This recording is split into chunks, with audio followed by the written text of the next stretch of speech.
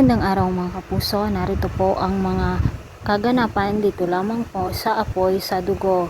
Talagang gagawin ang lahat ni Angel para mahanap itong si Vanessa mga kapuso, at sinabi nga niya sa kanyang sarili na kapag makita niya ito ay patatahimikin na daw siya ng habang buhay. Kaya't mamamatay tao talaga itong si Angel, ngunit hindi pala ito si Angel mga kapuso, ito pala ay si Kiara. Dahil nga habang nasa sementeryo si Vanessa ay nakita nga niya ang nanay ni na Angel at Kiara, at dito nga naikwento ng babae kung ano ang nangyari sa kanya, at naikwento din niya kung gaano kasama si na Angel at Kiara. At dito nga nalaman ni Vanessa na hindi si Angel na kapatid niya sa ama ang kasama nila sa bahay, kundi si Kiara.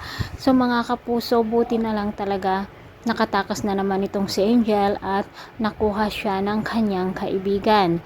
Ngunit itong si Kiara ay ililibing ba naman niya ng buhay ang kanyang ina mga kapuso. Napakasama talaga ito, Diyos mio Marimar.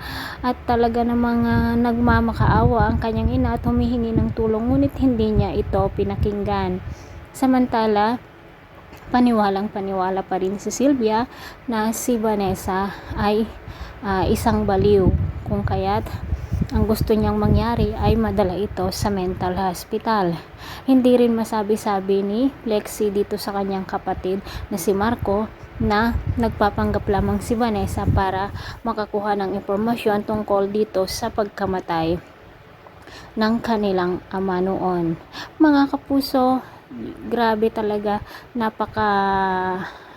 ang ganda ng plot twist dito at ang ganda ng revelasyon dito sa pagkatao ni Angel o si Kiara.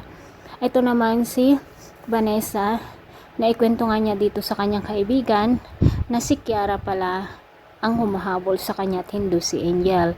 Ngayon ay maghahanap na naman sila ng isang tao mga kapuso. Nasaan nga kaya itong si Angel? Si Angel kaya ang laging nakakausap nitong si Kiara. Nagplano na silang magkapalitan para sa ganun nga ay makapaghiganti itong si Kiara mga kapuso. Pero ang tanong, nasaan nga ba si Angel ngayon? Maraming salamat mga kapuso sa walang sawang pagsubaybay, at pakaabangan po natin ang bawat episode dito lamang po sa Apoy sa Dugo. Thanks for watching. Bye bye.